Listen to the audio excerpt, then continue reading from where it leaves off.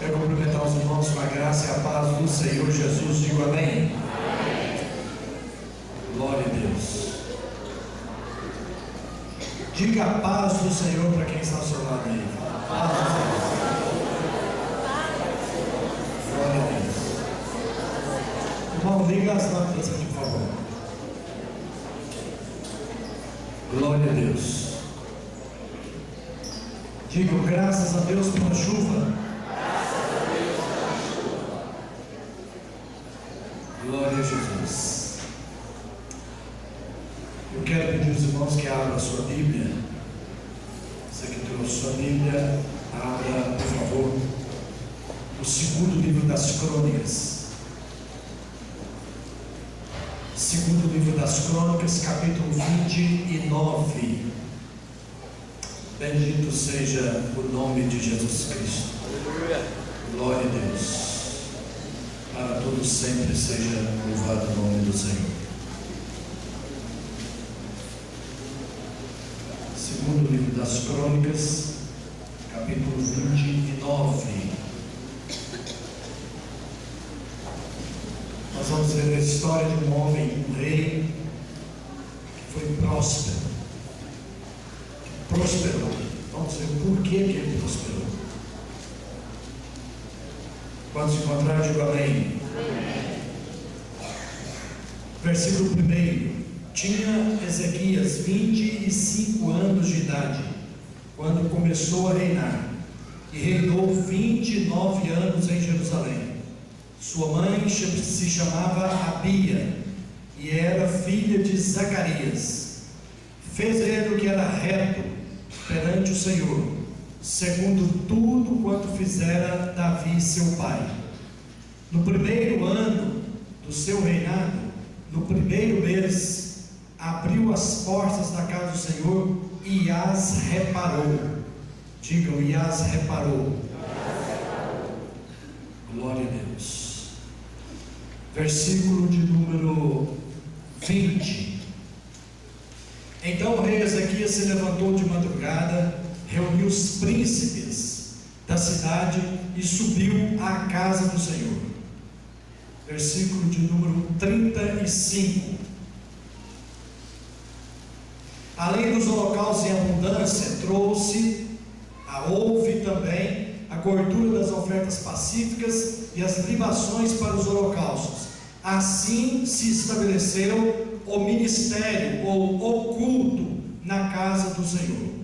Ezequias e todo o povo se alegraram por causa daquilo que Deus fizera para o povo, porque subitamente se fez esta obra. Glória a Deus. Capítulo 30, versículo 1.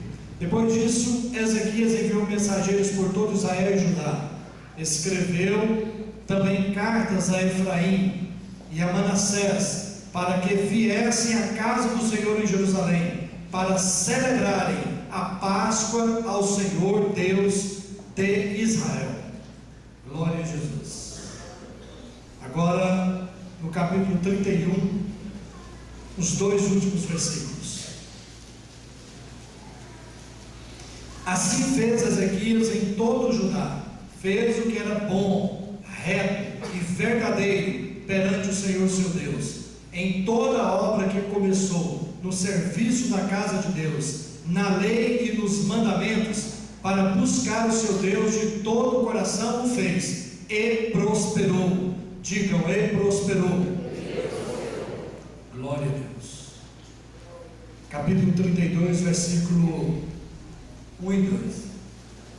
Depois dessas coisas, digam, depois dessas coisas, digam, e dessa fidelidade. Muito bem, depois dessas coisas e dessa fidelidade, veio Senaqueribe, rei da Síria, entrou em Judá, acampou-se contra as cidades fortificadas e intentou apoderar-se delas. Oremos mais uma vez. Nosso Deus, nosso querido Pai Celestial, nós te damos graças pela tua presença, Pai, em nosso meio e em nossas vidas. Obrigado, Pai, por estarmos aqui cultuando ao Senhor, pela liberdade que temos de cultuar ao Senhor. Obrigado, Senhor. Ó Deus, que o teu Espírito Santo ministre em nossos corações a tua palavra. Ó Deus, para que sejamos edificados, sejamos abençoados nessa noite pela ministração da Tua palavra, em nome de Jesus, amém. Glória a Deus. Meus irmãos, a gente tem a experiência e ouve as experiências de muitas pessoas, principalmente quando as pessoas se convertem a Cristo, a experiência de conversão das pessoas é algo tremendo, maravilhoso, é o maior milagre que Deus faz aqui na terra, é o milagre da conversão. Hoje eu estive lá no Hospital Evangélico orando por um senhor lá de Pirinópolis, a pedido de um irmão aqui da igreja, irmão Nélio, ele é novo aqui na igreja. Aí eu fui lá e conversando com ele, ele já entregou a vida dele para Jesus.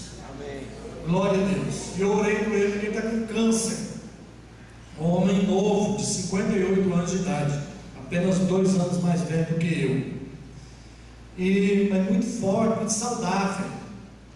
E eu falei para ele o seguinte: olha, Jesus curou muitas pessoas, e curou e cura,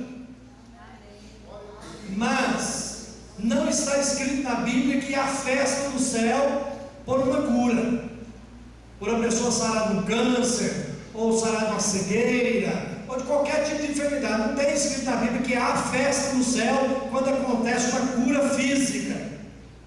Mas a Bíblia diz que há festa no céu quando o pecador se arrepende. Glória a Deus. Porque essa é a missão principal que Jesus veio fazer aqui: salvar os pecadores, libertá-los.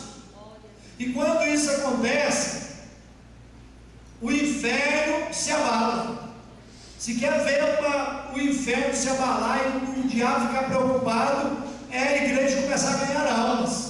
Ele fica preocupado, porque ele está perdendo gente, está perdendo terreno. Entende, irmãos? Nós vemos aqui a história do Ezequias, tipo a história de um novo convertido, porque o Ezequias tinha apenas 25 anos de idade, era um rapaz novo. Assim Ezequias começou a reinar, tomou posse de um reino, a responsabilidade muito grande. E veja bem, que eu quero que você preste atenção nisso que eu vou dizer agora. O pai de Ezequias se chamava Acaz, foi um homem extremamente idólatra, muito idólatra, e macumbeiro também, um homem terrível, um homem que provocou Deus a ira ao extremo. Para vocês terem uma ideia, ele deu seus filhos, alguns dos seus filhos, é claro, não foi todos, porque Ezequias viveu, mas ele deu alguns dos seus filhos para serem queimados ao deus Moloque. E certamente o Ezequias viu isso. O Ezequias era o segundo dos filhos do Acaz. Ele era o segundo, o mais velho morreu na guerra. Se você ler a história lá, você vai ver, na guerra contra Israel, Judá contra Israel. Então veja bem, o Acaz era um homem corrupto, ímpio, idólatra, mas ao extremo. No entanto, o Ezequias foi criado nos caminhos do Senhor. Por quê?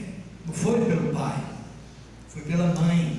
Por isso que está registrado aqui o nome da mãe dele. O nome da sua mãe era Abia, filha de Zacarias. Zacarias foi sacerdote, não é o Zacarias pai de João Batista, é claro, outro Zacarias.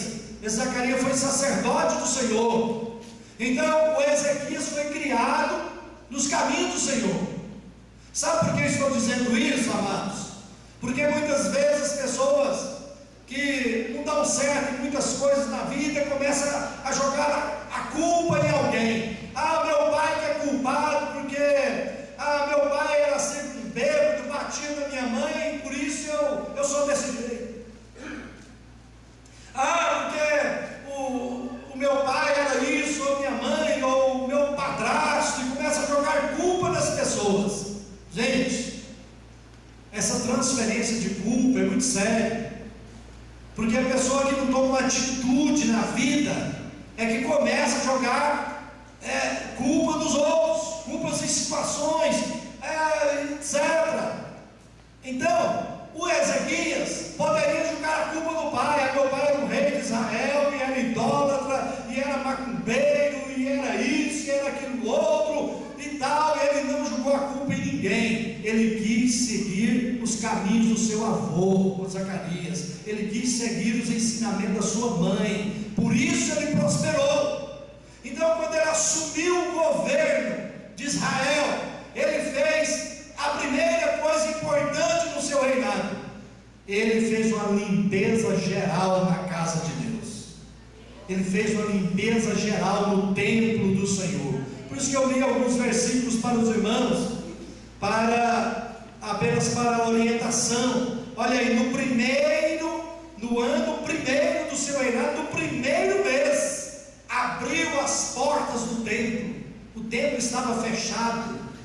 As lâmpadas que Moisés mandou que ficassem acesas em todo o tempo do templo estavam apagadas. O serviço sacerdócio estava interrompido. Nada era feito na casa de Deus e nem através da casa de Deus. Então o Ezequias mandou abrir as portas da casa de Deus, abrir as portas do templo, e mandou fazer uma limpeza no templo do Senhor.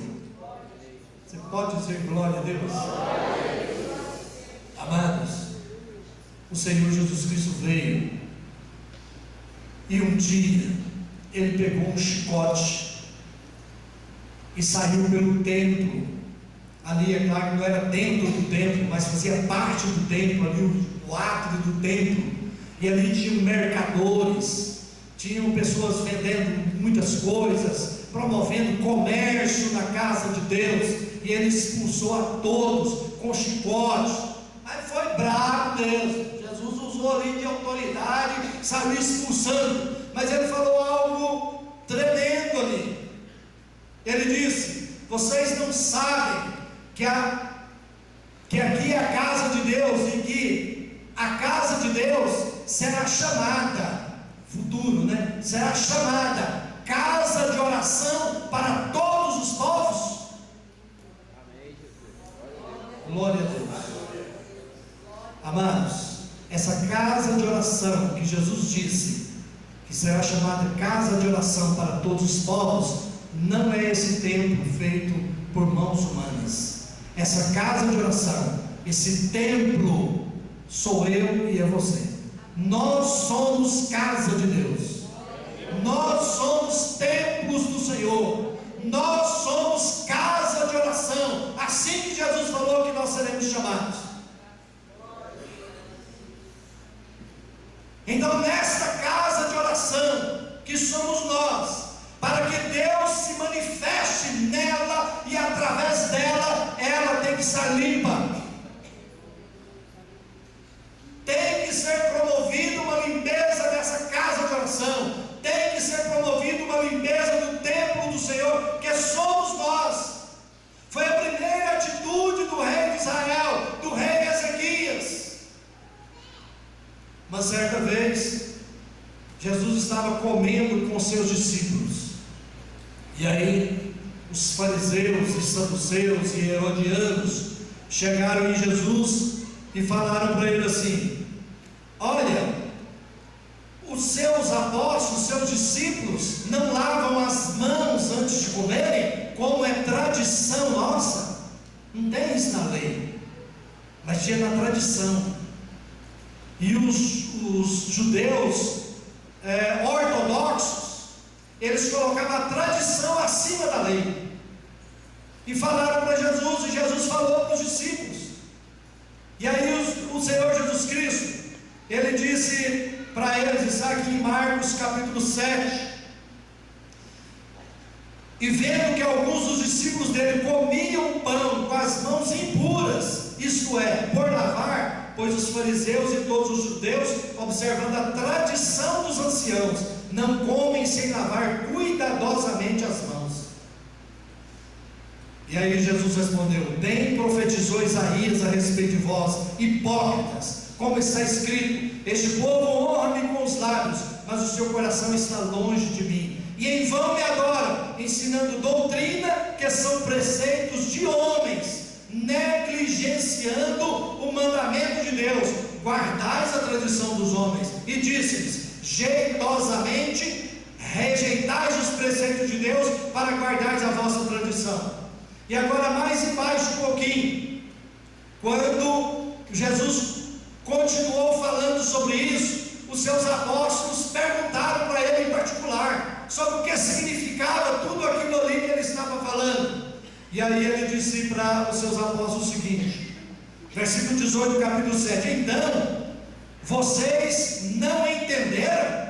Não compreendeis que tudo o que é de fora entra no homem e não pode contaminar, porque não lhe entra no coração, mas do ventre sai para um lugar escuso? E assim considerou ele puro todos os alimentos, e dizia: o que sai do homem, isto é, o que o contamina.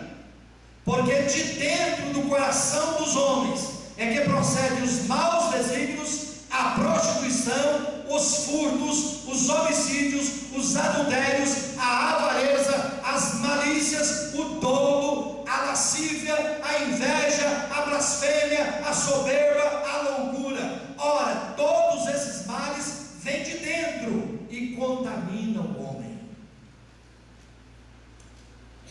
Convém nós sempre darmos uma lida nesse capítulo 7 aqui de Marcos, que fala sobre aquilo que está dentro do homem, a natureza pecaminosa do homem. Então são essas coisas, amados, que nós, como casa de Deus, temos que promover uma limpeza. Temos que promover uma limpeza. Nós vemos o Senhor Jesus contar uma parábola no capítulo 15 de Lucas, a parábola da dracma perdida. E lá naquela parábola Jesus diz: olha, uma mulher tinha 10 dracmas e perdeu uma. Então o que ela fez? Ela acendeu a lâmpada, varreu toda a casa, e aí encontrou a moeda perdida. Glória a Deus. O Ezequias promoveu uma limpeza do templo. Primeiro abriu as portas do templo, clareou lá dentro. Então, para promovermos uma limpeza na nossa casa, ou na casa de Deus, que somos nós, na casa de oração, que somos nós temos que buscar a Deus. Nós temos que acender a lâmpada. A lâmpada é o Espírito Santo dentro de nós. A lâmpada que alumia e não pode se apagar dentro de nós se chama Espírito Santo. E com o Espírito Santo dentro de nós, iluminando a nossa vida, nós podemos com certeza fazer uma boa limpeza, promover uma boa limpeza, seja pensamentos, seja na alma, nas emoções, seja na área espiritual. Deus quer que promovemos uma limpeza na casa de Deus, e a casa de Deus somos nós. Glória a Deus. Louvado seja Deus. Segundo lugar, nós vemos com os irmãos também, ele estabeleceu o culto a Deus. O Ezequias estabeleceu o culto a Deus a partir do versículo 20. Chamou os príncipes da cidade, subiram à casa do Senhor. Depois lá no versículo 36, no final do 35, diz: assim se estabeleceu o serviço na casa do Senhor, o ministério na casa do Senhor, o culto da casa do Senhor. Meus irmãos, isso nos fala que nós temos que incluir Deus na nossa agenda. Nós começamos aí com essa campanha de 21 dias de jejum e oração. Gente, eu estou fazendo jejum de uma coisa que eu gosto tanto, que eu não pensava que ia ser tão difícil. É o café. Gente, fiquei com dor de cabeça os 2 primeiros dias, viu, missionária Marisa? Mas eu falei, mas eu não vou beber. Mas me dá vontade. Hoje na época fez um frango ao molho, com a polenta. Gente, mas estava gostoso demais. Depois que terminou o almoço gostoso assim, vai dar vontade de beber um café. Quantos aqui gostam de beber café? Levante a mão. Tem muita gente, né? É bom, não é, Natanael Navarro? Mas é muito bom. Mas eu estou fazendo esse propósito. Mas o que eu quero dizer não é isso. O que eu quero dizer é que nós temos promovido aqui na igreja 40 dias de oração no primeiro semestre. Depois vem 1000 horas de oração no começo do segundo semestre. E agora nós estamos promovendo 21 dias de jejum e oração. É porque Deus quer, através de mim, Deus está me usando para falar para você como igreja e para mim também, que nós temos que colocar Deus na nossa agenda.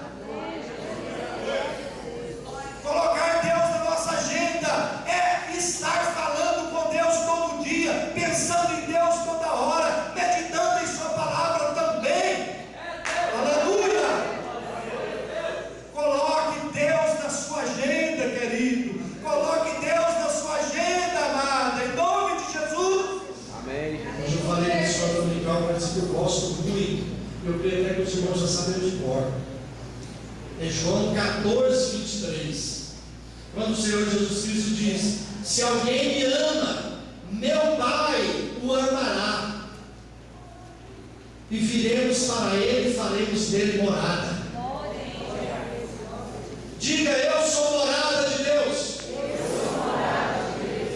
Glória a Deus. Em terceiro lugar, que nós vemos aqui, ele celebrou a Páscoa do Senhor.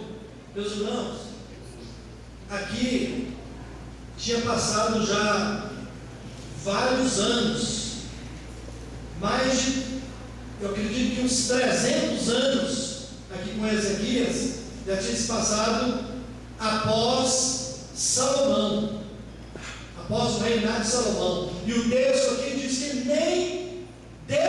desde os dias de Salomão, não se tinha celebrado uma festa, uma Páscoa tão bonita, tão maravilhosa, com tanta gente como Ezequias celebrou.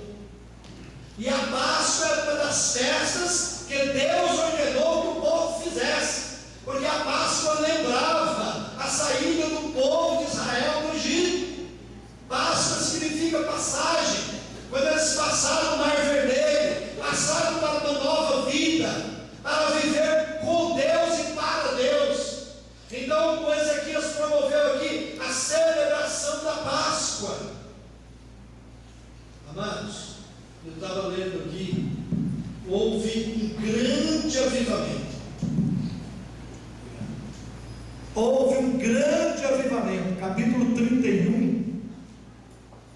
31, versículo 1.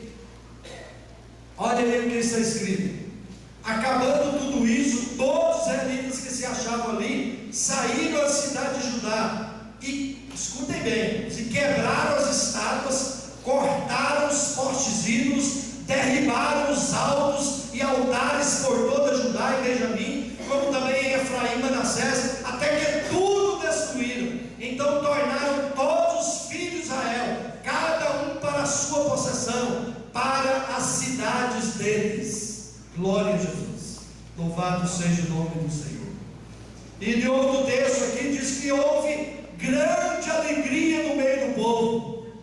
Depois, o povo começou a levar os dízimos e as ofertas para o templo, tanto que os levitas falaram para o rei: rei, nós temos tanto alimento aqui, tanta fartura aqui, que nós não vamos conseguir comer tudo isso em poucos dias. Tem muita coisa, o povo está trazendo. Amados, o que eu quero dizer com isso? Quando há jejum, oração, quebrantamento da presença de Deus, e começamos a observar a palavra de Deus, Deus promove um avivamento. Aleluia! Aquela mulher que perdeu a moeda, quando ela encontrou a moeda, ela promoveu um avivamento. Ela chamou as amigas e fez uma festa com as amigas: venham celebrar comigo, porque aquela moeda que estava perdida eu reencontrei. Então, queridos, aquelas pessoas que deixam de buscar a Deus, aquelas pessoas que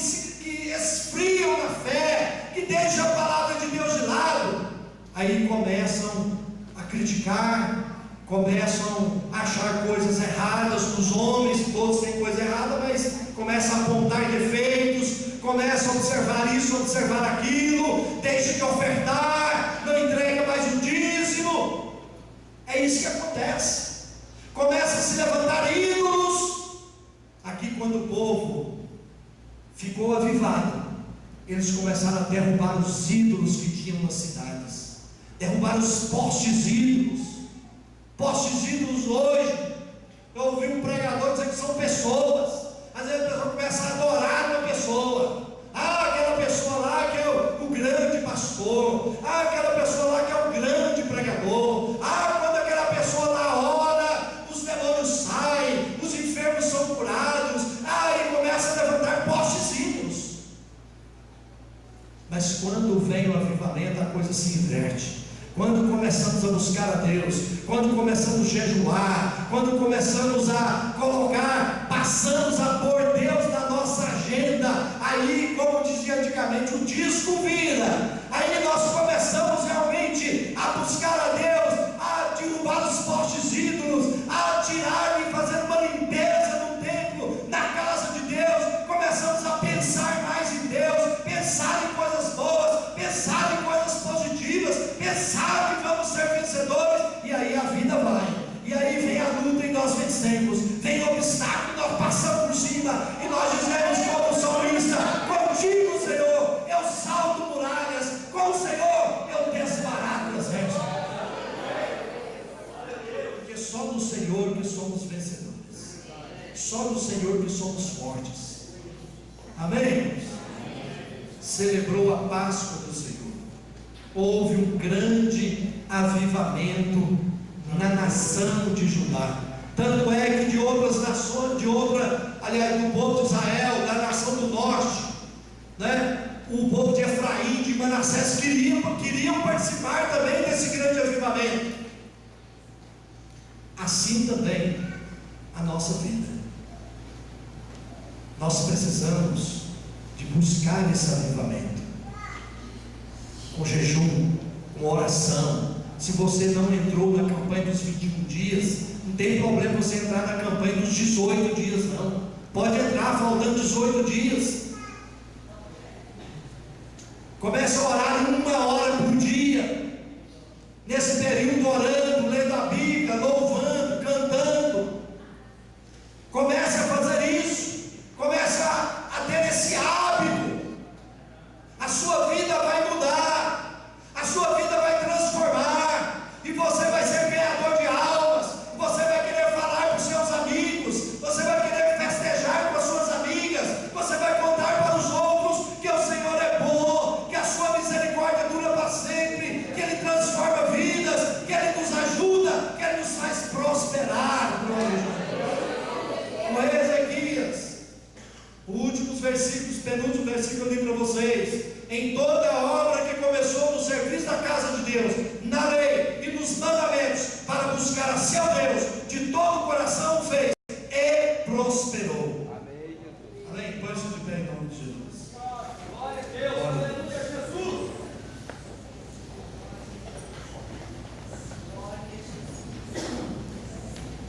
Mas para encerrar, eu quero dizer para vocês, eu vou terminar essa mensagem domingo que vem, mas eu quero dizer para vocês que as lutas virão. As lutas virão. Aqui eu li apenas o primeiro versículo, que depois dessas coisas, ou seja, depois que Ezequias limpou o templo, celebrou a Páscoa, reinstalou o culto a Deus no templo, buscou o Senhor de todo o seu coração, aí depois dessas coisas, o Senaqueribe veio com a Assíria. A Síria era como que os Estados Unidos hoje, em termos bélicos, em termos de nação poderosa na guerra. Era como os Estados Unidos hoje, a nação mais potente da terra. A Síria era a nação mais potente da terra. e ela veio, se acampou contra as cidades fortificadas de Judá.